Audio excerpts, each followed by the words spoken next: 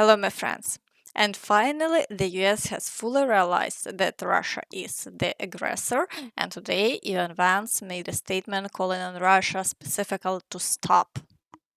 You ask what's changed. I think what's changed is the reality on the ground where the Russians are killing a lot of people. They're losing a lot of people. They don't have much to show for it. We remain committed to peace, but it takes two to tango. And unfortunately, what we've seen over the last couple of weeks, the Russians have refused to sit down with any bilateral meetings with the Ukrainians. They've refused to sit down with any trilateral meetings where the president or some other member of the administration could sit down with the Russians and the Ukrainians. So as we can see, the US now understands that Russia is not achieving any global successes, is suffering huge losses, something even Russian war correspondents admit, and at the same time refuses to negotiate.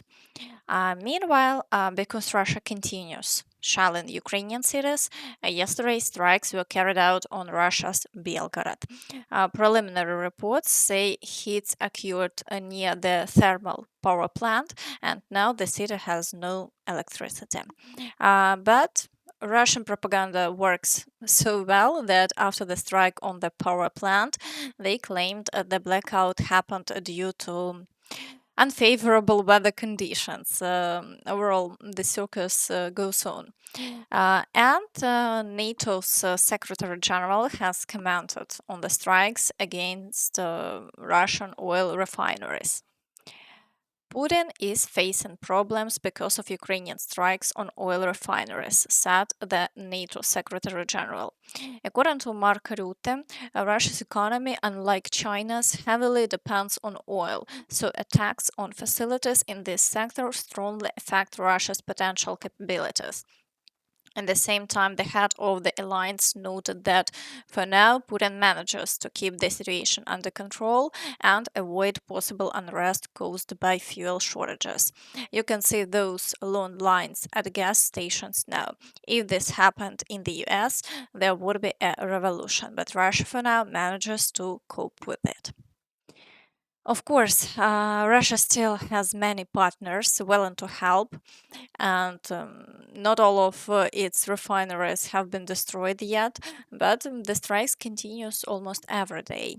Also, today, Vance said that Washington is indeed considering the transfer of long-range Tomahawk missiles. In an interview with Fox News, the US Vice President stated that the White House administration has indeed received a corresponding request from Ukraine, but no final decision has yet been made regarding the delivery of the missiles.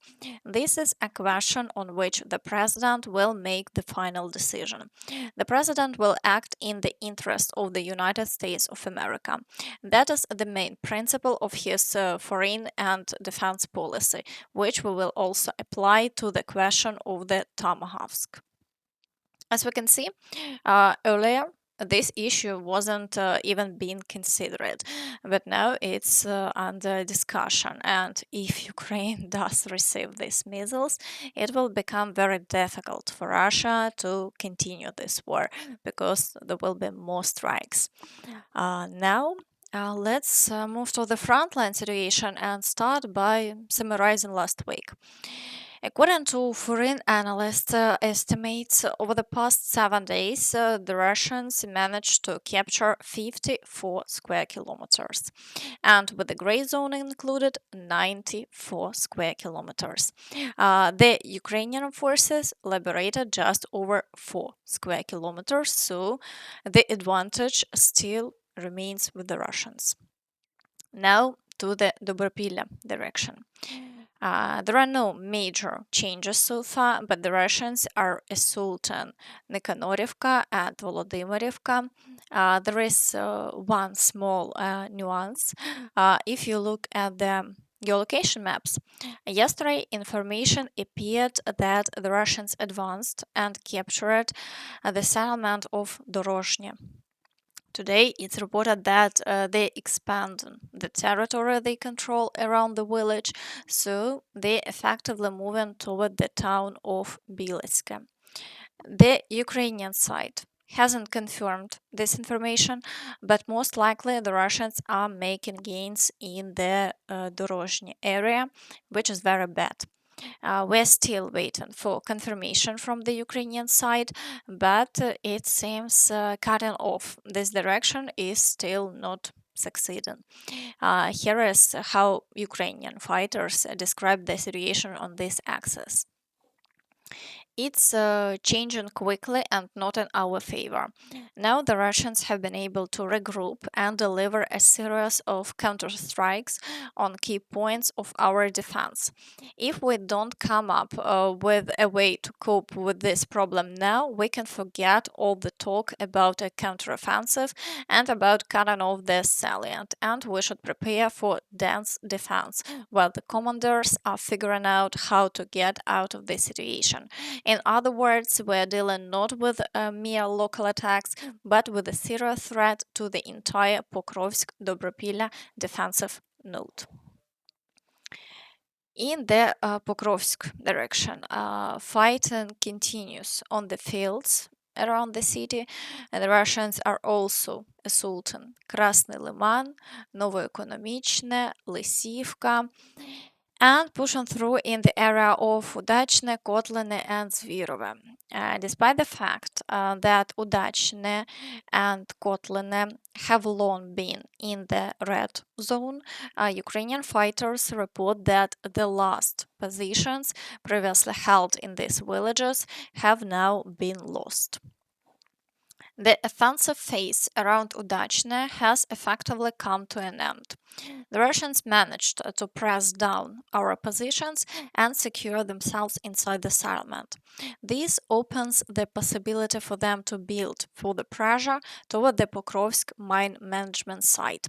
Striking this area has a clear logic. If the Russians can fully take control of a foothold in Udachne, they will gain drone control over key logistics routes leading toward Pokrovsk and Myrnograd.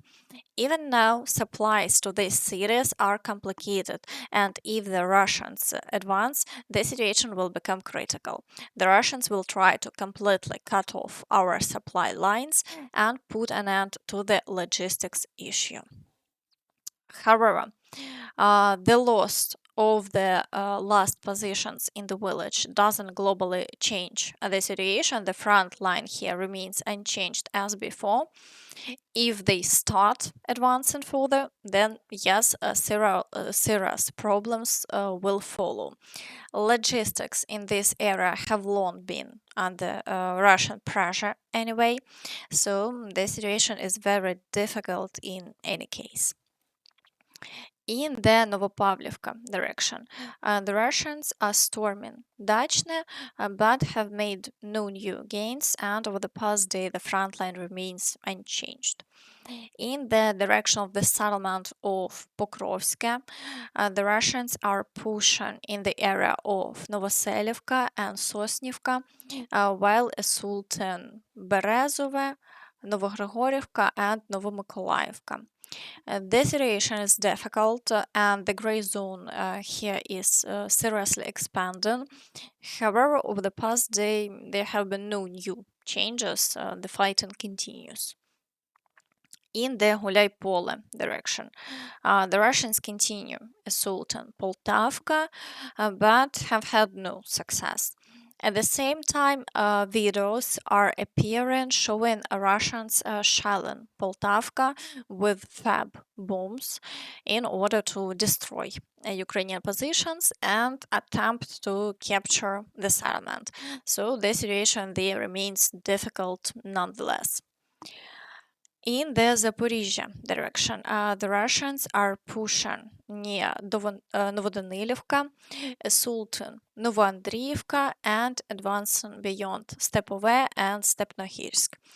Activity here has increased both in offensive actions and in shelling, but over the past day there have been no changes along the front line. In the Kherson direction, the Russians continue shelling the right bank, and yesterday attacks were recorded near Hola Pristan. However, so far, no new attempts to advance have been reported, and the front line remains unchanged over the past day. In the Kostiantynivka direction, the Russians are assaulting Stupочки, Oleksandro Shultine, Plyshiivka, Klebenbyk, and pushing in the area of Rusin Yar. However, no changes have occurred over the past day, and so far the Ukrainian forces are successful repelling all attacks. In the Siversk direction, the Russians are assaulting Dronivka, advancing beyond Serebryanka, and fighting continues for Fedorivka. At the same time, the Ukrainian side hasn't yet confirmed the capture of the village of Pereizne by the Russians, and the front line here remains unchanged. In the Lyman direction, the Russians are assaulting Shandrigolove and advancing in the area of Kolodyazi and Torske. However, no changes have taken place over the past day, and all attacks are being repelled. In the Borova direction, the Russians are assaulting Boguslavka, but activity remains low and no changes have occurred over the past day. In the Kupiansk direction, assaults continue on Petropavlivka and in the Pishane area. The Ukrainian forces report that the situation in Kupiansk is worsening. For this reason, the city has been closed to entry for everyone except Ukrainian soldiers. In the Dvorichna direction, the Russians are assaulting Dorozhivka and advancing in the Krasny Persha area. But so far, they have had no success, and the situation hasn't changed over the past day. In the Velike Burluk direction, the Russians are not conducting any new assaults, and the situation remains stable for now. In the Kharkiv direction, no offensive actions are reported and shelling is minimal. In the Vovchansk area, fighting continues, but the Russians have achieved no gains. In the Sumy direction, the Russians are breaking across the border near Oleksiivka, but they've had no success and the situation hasn't changed over the past day. Meanwhile, Lavrov continues to claim that Germany wants to attack Russia and is preparing for war against it. We have repeatedly voiced our concern about the militarization of Germany, deep concern. It's not only a process of militarization, there are clear signs of rearmament. And why is this being done? Well, probably for the same purpose that Hitler had, to dominate all of Europe and try to inflict a strategic defeat. But in the case of Hitler, it was the Soviet Union. In the case of modern Germany and the rest of the main chorus of the EU and NATO for the Russian Federation, they keep saying the same. Merkel, I think, said again yesterday that we are no longer in a state of peace, but not yet in a state of war. Militaristic rhetoric is growing every day. His famous phrase, which he has used more than once, is that he has pushed through constitutional amendments. Now you can spend more money on armament, on developing military infrastructure and military potential. And his goal, the Chancellor proudly announced, is to once again make Germany the main military machine of Europe. But looking at what's happening in Russia and on the front, even Strelkov, now in prison, wrote a letter criticizing Russia. I read the latest statement by Trump, extremely harsh toward Russia, in which he said that Ukraine could defeat Russia because Russia turned out to be a paper tiger, and all his other epithets directed at us. And unfortunately, on a number of points, I cannot disagree with him. Indeed, to fight for 3.5 years against a country that everyone expected to collapse in 3 days, or at least 3 weeks, you have to be able to do that, especially given a country with such enormous potential, such a great military history, such significant military traditions, and a quite large army. I keep asking, will anyone ever be held responsible for getting us into a war with parade-ready Bethlehem Park victory troops? Will anyone be held responsible for the adventurous plans that were completely mismatched to the real operational situation, which led to serious defeats, failures, and enormous losses? The problem is not that I crave blood or seek revenge. That's the last thing on the mind of someone who thinks about the fate of the country. My question is, if mistakes aren't acknowledged, they won't be corrected. If a mistake is not recognized as a mistake, but is treated as an achievement, then the people who made it deserve awards, not punishment. Apparently, that's the logic behind awarding our chief of the general staff yet more orders. For what? One might ask.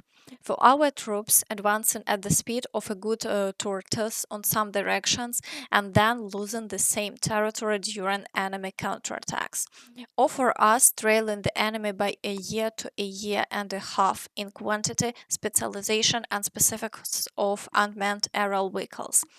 Our eastern bases on the Black Sea are already being struck. Where is the Black Sea fleet that 3.5 years ago fully controlled the sea and air over it? Where has it gone that the enemy attacks Novorossiysk with unmanned boats and the fleet can't stop it? What is going on over Crimea? What is happening if strikes are being carried out on a neighboring region, Perm region, and we can't react or prevent it? Who will ultimately be responsible for all this? If we can't win the war, maybe we should leave it. The problem is that the partners won't allow that. We must think how to force the partners to leave the war, force them to agree. If we can't force that, then the questions are no longer for the military leadership.